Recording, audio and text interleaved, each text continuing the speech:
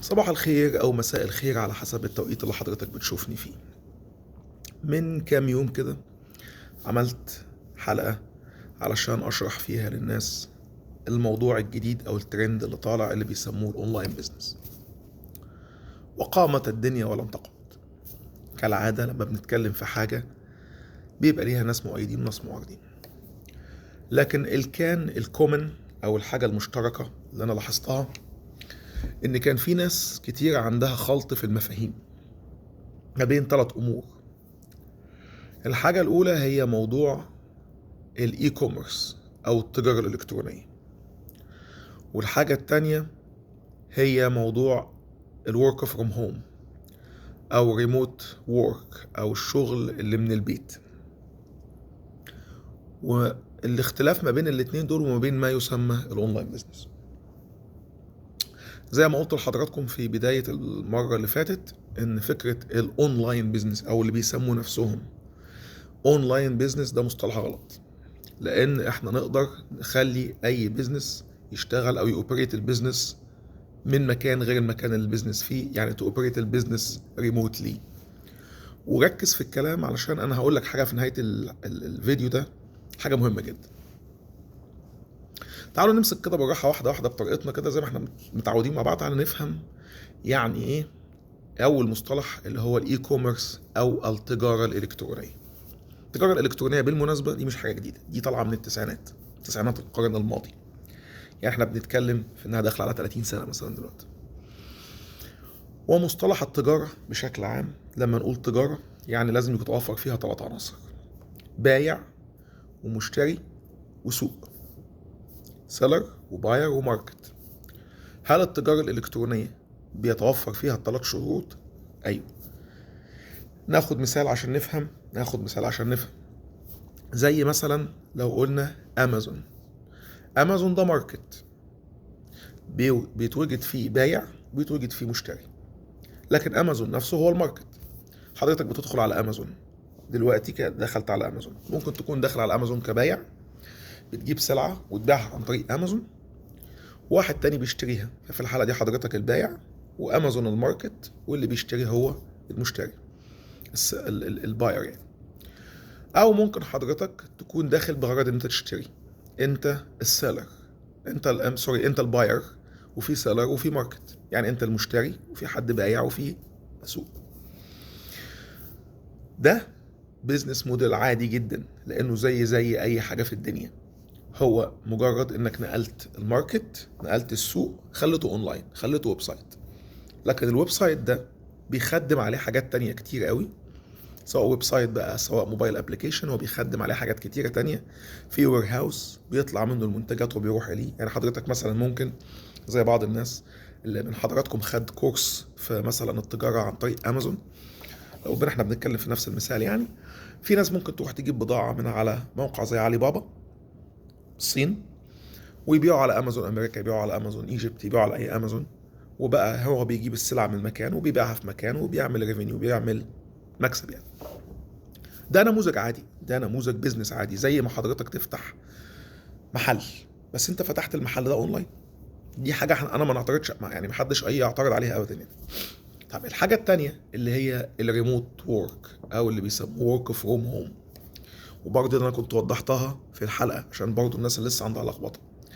اي شغل في الدنيا تقدر تشتغله من البيت، يعني ممكن حضرتك تكون دكتور، تكون محاسب، تكون محامي، تكون مدرس، تكون بتعمل اي حاجة، بتدي كورسات، وتشتغل الشغل بتاعك ده من مكان ما، يكون المكان ده من البيت، يكون المكان ده من اي حاجة. المهم انت بتتقابل مع العملاء بتوعك فيرتشوالي، يعني بتتقابل معاهم زي ما انا مثلا بعمل دلوقتي فيديو او حضرتك بتشوفني، فانت بتتقابل معايا من خلال الفيسبوك او من خلال اليوتيوب.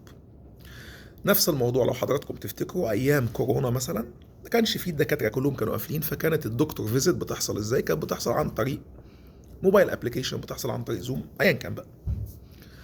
وده برضو نوع من البيزنس موديلز ملوش اي علاقه بموضوع الاونلاين بيزنس برضو، يعني ده حاجه عاديه ان حضرتك زي ما قلت لحضرتك انت تقدر تحول اي بيزنس في الدنيا، تقدر تحول المستشفى، العياده، المحكمه، انا افتكر ان انا كنت واخد تيكت ايام كورونا وقابلت القاضي فيرتشوال، قابلته عن طريق زوم لان ما كانش فيه، كنا قافلين. فدخلت عشان كنت عاوز اشيل التيكت دي، دخلت قابلت القاضي اونلاين وعمل لي ديسمس اونلاين وشال لي، وبعدين بعتوا لي جواب على البيت.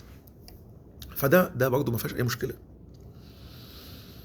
الحاجه بقى اللي انا عايزك تسمعها وتفهمها، الناس اللي بيسموا نفسهم اونلاين بزنس او ان هم بيعملوا اونلاين بزنس، وانا قلت لحضراتكم ما فيش حاجه اسمها كده. الناس دي دخلت تهاجمني لما انا اتكلمت عنهم، وطبيعي جدا اي حد هيدافع عن نفسه. انا سالت الناس دي 3 اسئله، كل اللي دخلوا في التعليقات والفيديو موجود تقدروا ترجعوا له، يعني اشجعكم حتى لو انت اتفرجت على الفيديو وما قريتش التعليقات ارجع اقرا التعليقات. هتلاقي الناس قايله 3 حاجات. سالتهم 3 اسئله يعني: ايه هو البيزنس موديل بتاعك؟ ايه هو نظام البيزنس بتاعك؟ البيزنس موديل ده يعني ايه؟ يعني ايه بيزنس موديل؟ يعني ايه الفكره بتاعت البيزنس؟ بيشتغل ازاي؟ زي ما انا شرحت لحضرتك كده الاي كوميرس، قول لي البيزنس بتاعك بيشتغل ازاي؟ هتعمل ايه؟ هتجيب ايه؟ هتتاجر مش بتتاجر؟ بتقدم خدمه؟ بتقدم سلعه؟ ما هو في ناس برضو بتعمل اي كوميرس او تجاره الكترونيه بس هو بيقدم خدمات، زي مثلا شركات السياحه، زي مثلا شركات الاستشارات القانونيه. يعني مثلا ممكن حضرتك تتصل بيا، لو انا مثلا انا كراجل تتصل بيا تسالني سؤال وتدفع ثمن الاستشاره دي في التليفون وخلاص. ده هنا قدمت سيرفيس من خلال الاونلاين. لكن حضرتك تيجي تعمل لي فيديو غامض وتعمل لي حاجه وهميه وتقول لي تعالى وكلمني برايفت وكلمني انبوكس، انا بقول لحضرتك ده كلام غامض. انا راجل اشتغلت اكتر من نص عمري اشتغلت في البنوك، وفي قاعده كده دايما كنا بنقولها لكل الناس: البيزنس اللي البنك يرضى يموله ما تخافش منه، ادخل فيه بقلب جامد. البيزنس اللي البنك يرفض يموله ما تدخلش فيه. ليه؟ لان البنك عنده امثله قديمه وعنده حاجه بنسميها حتى احنا يعني الحاجات العاليه المخاطر والحاجات اللي منخفضه المخاطر. فالبنك لما بيقول لك انا مش بدخل في البيزنس ده، لان هو اوريدي دخل فيه كذا مره وخسر والناس ما قدرتش تكمل. او يجي واحد يقدم بيزنس بنك يوافق له على طول لان هو عنده لسته بالبيزنس الكويسه، وبنسميها الليسته التانيه بنسميها الريستريكتد بيزنسز او البيزنس اللي مش هتخش فيها. البنك مش هدفه الربح قد ما هدفه يحافظ على فلوسه، ان يجيله فلوسه تاني، راس ماله ومعاه الارباح بتاعته.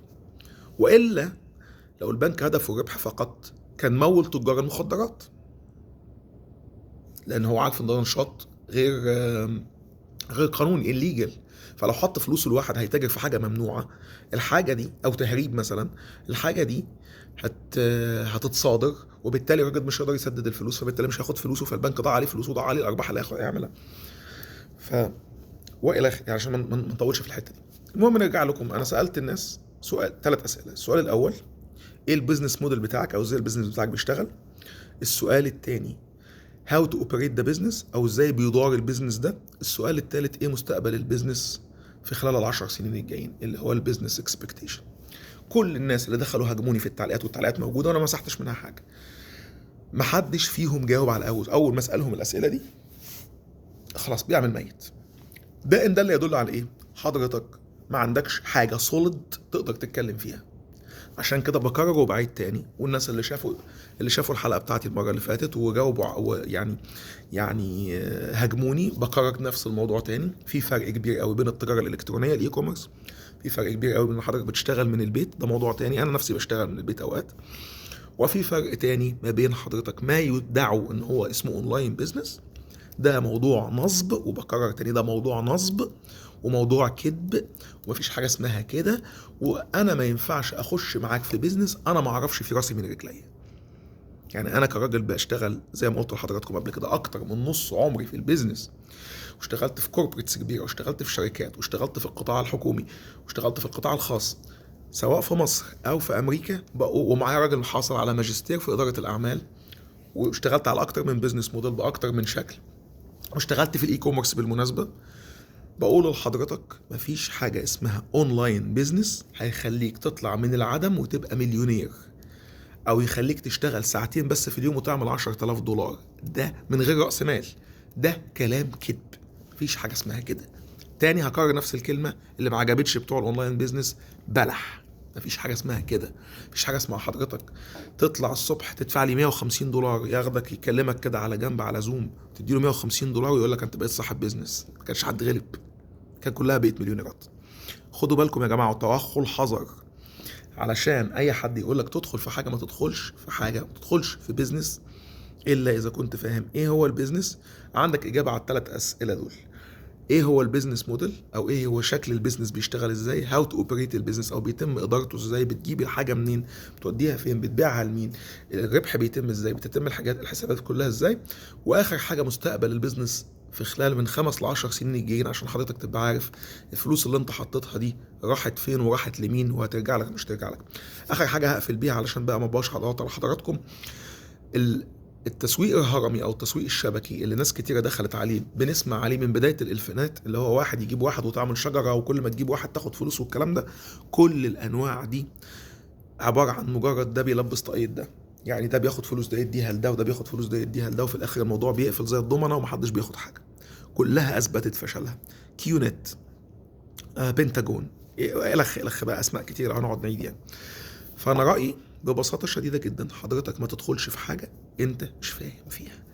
اعتقد كده ان الموضوع كده واضح، علشان احنا اتكلمنا في الموضوع ده زيادة عن اللزوم. اشكركم جدا جدا جدا، من فضلكم اعملوا شير عشان الناس اللي مش فاهمه تفهم والناس اللي مش عارفه تعرف. اشكركم جدا جدا جدا، وكان معكم ايمن من امريكا.